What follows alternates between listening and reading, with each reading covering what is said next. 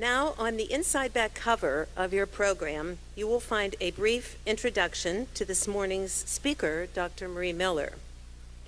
But today, I would like to introduce her by a surprise proclamation. So Marie, if you would come here.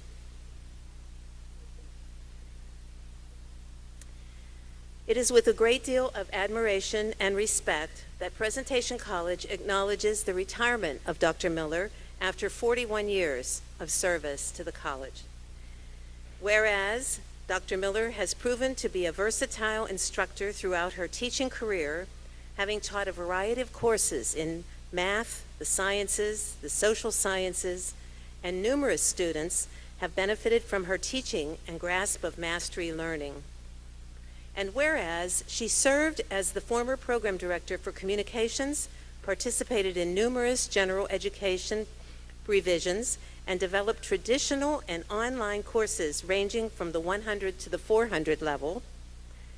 And whereas she has been an effective academic advisor for students and student athletes, regardless of their program of study. And she provided excellent academic advice for both traditional and non-traditional students. And whereas her scholarship has included topics focusing on effective communication, statistical research, learning disabilities, effective management styles, and problem solving, and she's used her expertise to give presentations to groups in the public and private sector, as well as students and educators at various levels. And whereas she has been an active voice in dozens of faculty and college standing and ad hoc committees, think about that, 40 years, served in leadership positions for the Faculty Assembly and represented Presentation College in numerous community events, and her experience and her institutional memory have served to make sure that changes occur in an orderly manner according to college policy.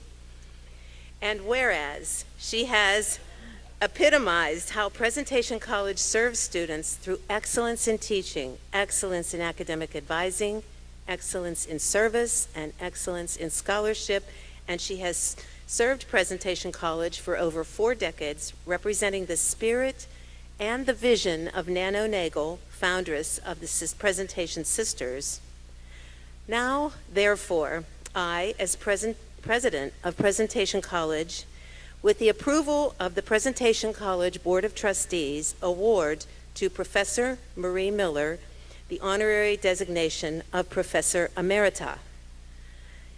Here to celebrate her 41 years, please acknowledge the members of her family in the audience, and if you would stand up.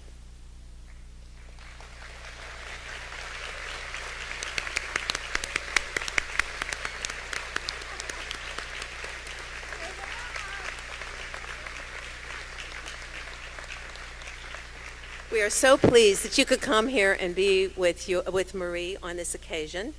So I have a plaque for Marie before she's allowed to do her speech. I hope you can do it now.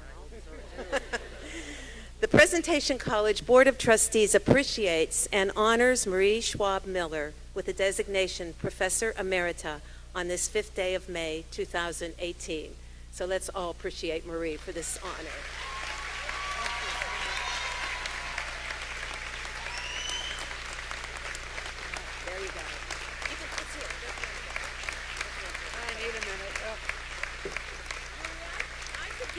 Introduction while you I'll be fine. It just take me a minute to pull my... Isn't it a surprise? Yeah, too much. Yeah, it is. Oh my. Well, thank you, Dr. Huber. I do want to salute her courage in handing me a microphone on my way out the door, because there's no telling what's about to happen. Greetings to my colleagues. Welcome to our guests, and congratulations, graduates. I am very pleased, before we turn you loose on the world, to have one last chance to carry on while you check your text messages. I understand yesterday at practice there were some questions raised about how long the speaker was going to drone on. I would like to relieve your mind about that by telling you that when I teach public speaking, I am very strict about observing time limits. But I can't because Dr. Huber didn't give me a time limit. Also, when this is over, I'm unemployed, so I'm not in a big hurry, okay? You know, today reminds me a little bit of my own first college graduation. The speaker that day was the retiring president of the university. He'd been there 16 years, and he gave us sort of a play-by-play of the entire 16 years for an hour. Now, I thought, since I'm sort of freestyling on the time limit thing, maybe I could use that as a guideline for today. So here's what you do. You set up a proportion, all right? I have a pencil. 16 years, 60 minutes, okay? I've been at the college 41 years. You put that over X. Cross multiply, divide by 16. Oh dear, you want to buckle in. We're going to be here a while, okay? Really, don't worry. I promise to keep this under an hour. I am accustomed, after all, to the 50-minute class meeting, so we're good. So, to get to work this one last time, this is for you graduates. We're going to let these others listen in as long as they promise not to interrupt, but this is for you. At every graduation I've attended, and that's quite a few at this point, I'm struck with the possibilities that live in the room with the graduates, particularly this year when you're setting off down a path about the time I'm about to step off it. And so what I thought I'd do today is share with you just a few of the things I've figured out over the years in the hopes that you could take one or two of those with you into your shiny new futures. So here we go. First, be bold. Let me tell you how I got this job I've held all these years. Summer 1977, I was lucky I had a job offer and another interview coming up when PC called to schedule one. I had a lot going on at that point, so we set it up for the next day, and I came in and got the tour and met people, and then I ended up in this kind of group meeting, and they told me, "We'll call you in a few days." Well, I really wanted this job, but I couldn't actually wait a few days. I had this other employer waiting for an answer. So I said, "Actually, if you want to hire me, you're going to have to do it today." And they said, "Okay, you're hired." I was 24 at the time, and the lesson here is you are never too young to know your own value, so be bold. Second, once you're hired, give value for the dollar. Don't constantly be saying, "They don't pay me enough to do this, and that's not my job." Do what it takes, every time. Make it your daily goal to leave the place a little better than you found it, every day, not just in the long term. You don't have to wait to start making things better tomorrow. Start today. A lesson I learned growing up: if you don't have time to do it right, you will never have time to do it over. So put in the effort to get it right. Finish a task, ask yourself, how can I make that better next time? And make a note, there probably will be a next time. If you make yourself better every day, and you make your surroundings better every day, then every day will be a pretty good one, and people will want to work with you. Now, I know nowadays most people don't do what I did, stay at the same place for 41 years. You'll move around, but while you have a job, earn your salary, give value. Number 3, find something worthy to serve. There's a story of an old man who used to go to the ocean to write, and every morning before he began his work, he had a habit of walking on the beach. So early one morning, he was walking along the shore after this big storm, and he found that beach littered with starfish, just as far as the eye could see. Off in the distance, the old man noticed a small boy approaching. As the boy walked, he paused every so often, and as he drew closer, the man could see that he was bending down to pick up an object and throw it into the sea. The boy came closer still, and the man called out, "Good morning. Can I ask what you're doing?" The young boy paused, looked up, and replied, "I'm throwing starfish into the ocean. The tide washed them up on the beach, and they can't return to the sea by themselves. When the sun gets high, they'll die unless I throw them back." The old man said, "But there must be thousands of starfish on this beach. Surely you won't be able to make much difference." The boy bent down, picked up yet another starfish, and threw it as far as he could into the ocean. Then he turned, smiled, and said, "Made a difference to that one." So figure out what your starfish will be and start flinging. Number 4, decide what's going to be your most important thing, and be sure that's where you put your time. Now, you'll spend your time on many things, but you want to not let the less important ones come to dominate your life. For example, it's okay, in fact, it's essential to spend some time getting money. You're going to have bills to pay. But remember, no matter how big your house is, we all get the same size grave. So if the only thing people remember about you when you're gone is how rich you were, then you missed your chance to matter in the world. And we all want to look nice, so we spend some time grooming, we arrange our hair, choose our clothing. That's good. The way you choose to present yourself in the world influences how people see you. But don't get fooled into thinking that's the important thing. Consider this. Whenever anyone looks at you, every single thing they see is dead. Your skin, your hair, your nails, your clothing, it's all dead. It's been dead a while. The important living stuff is on the inside. Shine that up too. Identify that most important thing and don't let life crowd it out. Make time for it. Number 5, become, as Pope Francis advised us in his New Year's message just a few months ago, an artisan of the common good. What did he mean by that? Well, have you ever had a day that started out just terrible? You woke up late, you looked in the mirror, all you could see was fat and ugly. The sky's gloomy, you're late for a meeting, and then a driver lets you merge into traffic, or your roommate made you breakfast, or mom sends you one of those little smiley faces, and things just changed. The sky got brighter, you weren't so ugly after all. You may even survive that meeting. That other driver, your roommate, mom, they were serving as artisans of the common good, doing little unremarkable things that changed your day. So look for tiny ways to make your corner of the world just a little bit friendlier. Grab that shopping cart in the parking lot, take it into the store with you. Pick up the baby's toy for that frazzled parent. Buy an extra sandwich and give it to the homeless guy on the corner. So what if the guy who left the cart is a jerk?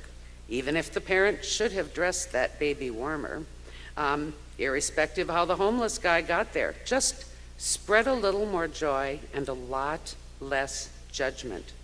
You don't know anyone else's story, so be generous in your interpretation of what you see around you. That kind of generosity doesn't cost a thing, and it can be life-changing for the recipient. Even better, it will be life-changing for you. You'll be kinder, forgiving, you'll relax. And through 1,000 such small acts, you help to mold the culture of the community you live in, making it better. Artisans of the common good create just that, a common good. And finally, be there. Live inside your life. Don't miss it. Sometimes people miss their lives because they're busy planning. They say, as soon as this test is over, as soon as the season ends, as soon as I graduate, or I get married, or I get a raise, or the kids grow up. And then one day they wake up to discover they're 70 years old and they're still waiting for the perfect moment to reach for this important goal. Only now their hips hurt and their eyes aren't so good and the moment has passed. Sometimes you just have to get started. Some people miss their lives because they're busy recording events. I remember a story last summer about a guy at a Major League Baseball game who got hit with a foul ball. He never saw it coming. He was busy Snapchatting pictures of the game. Do you see what he did there? He was missing the game because he was busy taking pictures of the game. A long time ago, when handheld video cameras were the new thing, people were videotaping everything. I knew a mom who videotaped her son playing baseball every single at bat. And every time the kid swung the bat, she would shout, "Did he hit it? Did he hit it?" Because she couldn't tell looking through the little viewfinder. Turns out she was videotaping the game so that later she could watch what she missed because she was busy videotaping the game. Think about that. Don't live in the shadow of your life you can see through a lens. Live in your actual life. You only get one of those, and it goes by pretty quickly. Sometimes, put your phone down. Be present to the people you love and the events you experience, to the places you go. So, there you are. Be bold, give value, serve, figure out what's important, contribute to the common good, and be there. And when you behold a societal or a community problem and you think, someone should do something about this, remember, you're someone. I came to work at PC in the fall of 1977, but I already knew the Presentation Sisters. I had aunts who were presentations. And 1977 was not my first time on campus. I'd been coming here since I was a child, all dolled up in a pretty little dress for visiting Sunday. On those visits, I remember looking at the college students walking in the hall with awe, thinking I would never live long enough to be that cool. Looking back, looking at you, I think I was right about that. But it was different walking in with my shiny new degree in my hand, wondering what on earth I'd gotten myself into. You ever want to feel like you're in over your head, agree to teach a college course? That will do it. The first week I was here, I accidentally said a bad word to Sister Francelle, and I wondered how long I was going to last. I think some of my colleagues wondered that too. Over the years, I have driven some 400,000 miles commuting to work. I've watched 40, soon 41 classes graduate, including some second generation. I've watched PC transform itself from a junior college into a graduate institution. Along the way, we raised 3 excellent children, all Presentation alumni. I've worked with and learned from some fine colleagues. I'm going to miss that. I've participated in the growth and development of hundreds of incredible young people. I'll miss that most of all. And for 41 years, whenever I've heard someone carrying on about what's wrong with the millennials or Generation X or Z or whatever, I have leaped to your defense because I know better. I have mingled with you every day. I've seen you. I've heard you. I know you. And I'm convinced there's not much wrong with young people these days. You are our future, and I'm easy with that. You guys are going to kill it. So, thank you for letting me walk beside you for the past few years, for keeping me on my toes, for teaching me as much as, maybe more than I ever taught you, for earning my respect and admiration, and for being so darn much fun. I have really loved being with you. But no matter how much fun we're having, things end, lives change, and that's not a bad thing. I'll go home to the very, very lucky man I married almost 43 years ago. He has shown remarkable patience in all the times I have ignored him because I've had papers to grade, classes to prepare, athletes to certify. So it's his turn for some attention. I'm handing off to some smart, talented folks who are right now glancing at their watches, wondering whether this speech is ever going to end. And I'm sending off some smart, talented graduates into the future you are going to create for all of us. That future couldn't be in better hands. And so, at long last, after all these years, my work here is done. Miller, out.